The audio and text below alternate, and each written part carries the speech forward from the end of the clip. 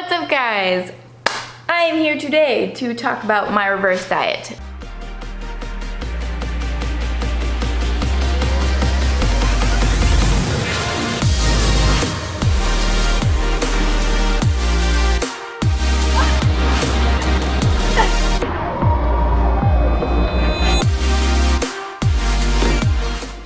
So, I'm pretty amped to talk about this. It's been a long time coming. So those of you outside of the competing world, it might seem like I'm drawing out my competition a lot since it was in November.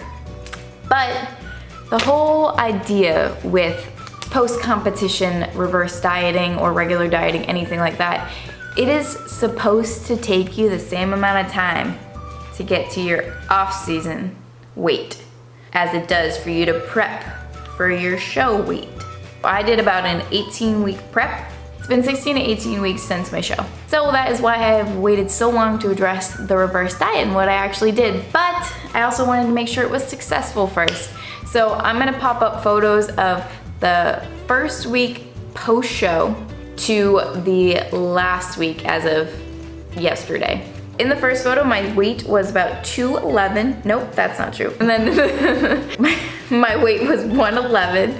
And then in the second photo, I am weighing around 123.5-ish right now. So, how did I do it without gaining a ton of body fat? So I stayed really lean and put on body fat very distributed, which was awesome and is always the goal. Very rarely do you see competitors do that. Either they stay shredded or they put on a ton of weight really fast. So I wanna make sure I give you guys absolutely everything I did, so if you're about to go into your show season, you can prepare and be ready to have a really successful either reverse diet or whatever type of diet you do after your show to get to normal life weight. I'm also gonna walk through some photos along the way so you can kind of see. It wasn't like I gained 12 pounds overnight. It took this whole time. So it's a very steady weight gain. Post-show, I had the first couple days, I didn't track my food. I was on a meal plan all the way through my prep.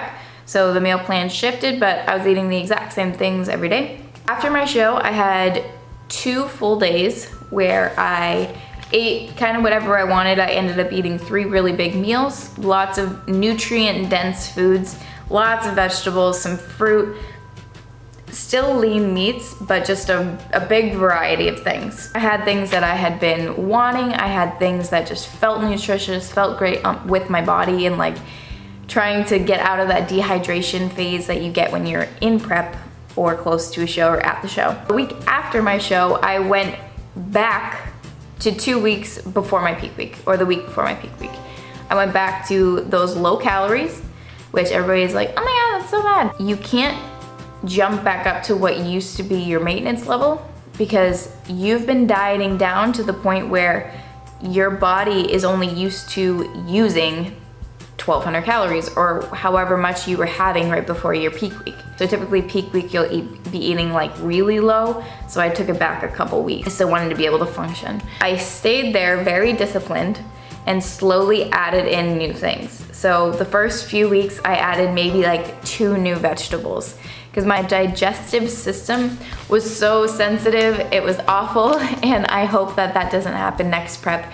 But when you're eating the exact same thing every single day, you kind of develop an intolerance to other things, and that's just, unfortunately, that's kind of how it goes sometimes. You have to be really smart about your preps, and I did the best that I could, and it'll only get better because you learn. I checked in with my coach every month, so I could kind of stay on track. So for that first couple weeks, that first month post-show, I stayed around my, like, for me, 1,300, 1,400 calories. Every 2 weeks or so, I would add maybe 50 to 100 calories. And so that's what I did for the first month, and I'll show you my December check-in. So I stayed pretty lean, like you can see. Also, increasing your calories and your body fat slowly helps your mental state, I think, more than anything.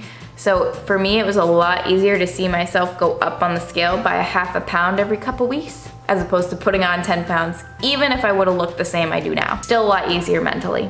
I felt like I was looking good. I was still really lean, but definitely getting stronger in the gym. I ended up deadlifting 225. My squat got better. Everything just felt better. I started taking things like maca root for my hormones. In the video that I'll link above, I talked about sex, I talked about sex drive, took maca, that helped a lot. Anything that I talk about in this video, I'll link below. I always get stuff off of Amazon. It's not expensive. It's really good to supplement with these things if they do help. Doesn't help everybody, but it helped me. December came, we went home. I was definitely looser as far as the types of things that I would eat. I started implementing more different types of foods daily. So when I was home, I did enjoy myself. I feel like I did have a cheat meal or something when I was home. If you can't tell, I was very disciplined. And the only reason I was so disciplined is because 8 weeks before I competed, so 2 months, I started planning this in my head. It might seem crazy on the outside, but I knew that it's what I had to do to get my head to a good place. So we're in January now. January photos and starting to put on a little bit more.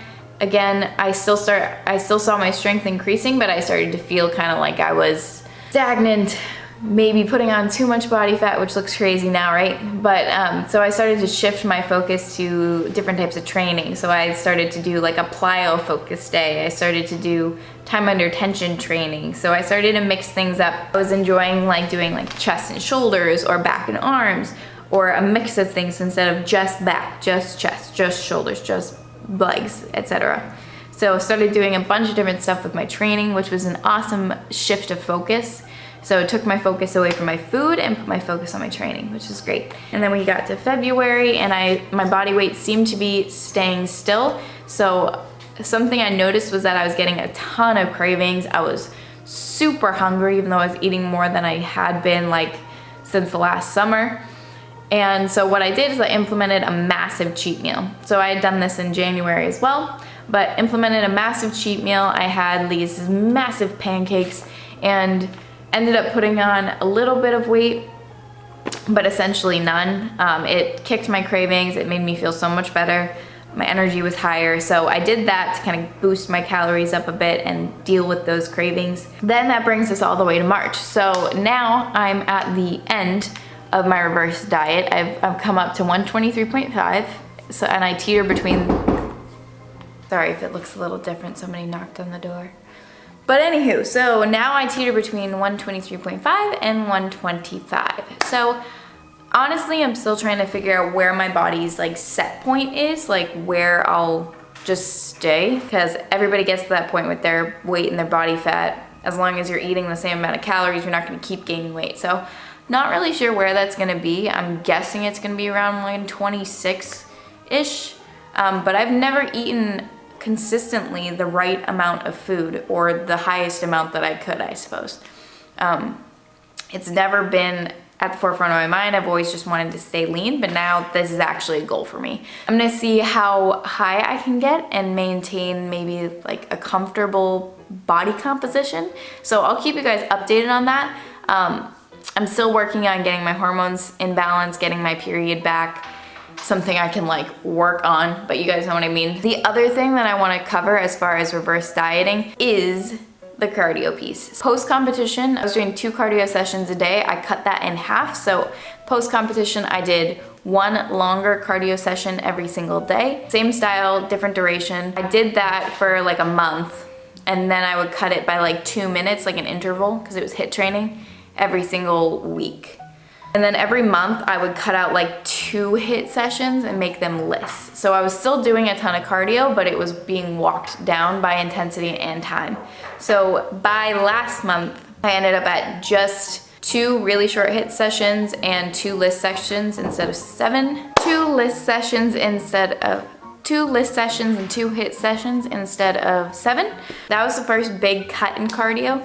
And then now I've gotten to the point where I'm now at 4-ish list sessions. So I'll walk for 20 minutes on the treadmill, or I'll do the Stairmaster on a regular speed for 20 minutes, maybe like a level 12 or something. So that's where I'm at right now. I just like doing that before I train, just to get sweaty, get in my workout, get ready. I'll be now implementing a full rest day. For the past ever, I've trained 6 days a week, so I haven't really taken any time off. Hopefully by doing that, I will fix the energy balance in my body and I'll get my period back. So that's my hope. So I'm gonna have one full rest day and one active rest day where I do my yoga. This has been my reverse diet. So copy it, don't do it to a T, but figure out how you're gonna walk down your cardio, you're gonna walk up your calories. Some people, if they've been dieting for a really long time, they'll just do a big jump in calories, but they'll make sure that they stay at that amount consistently. So you have to do what is best for you and your body. If you don't care about putting on a little bit extra body fat right away, then definitely that's a great option. For me, in my head, I knew what I had to do, so I did that. And yeah, so I'm kind of just waiting on my body to catch up, and I'm definitely gonna keep you guys updated. So the day I get my period back will be the happiest vlog ever, but we're working on it. We'll get there. So thank you guys so much for watching. If you have any questions, feel free to comment below, shoot me an email. I'd be happy to talk to you about your reverse diet or your show or how you're feeling mentally, physically, or anything like that. Hopefully you are subscribed. If you are not, hit the subscribe button and make sure you like this video, and I'll catch you guys in the next one. Love you.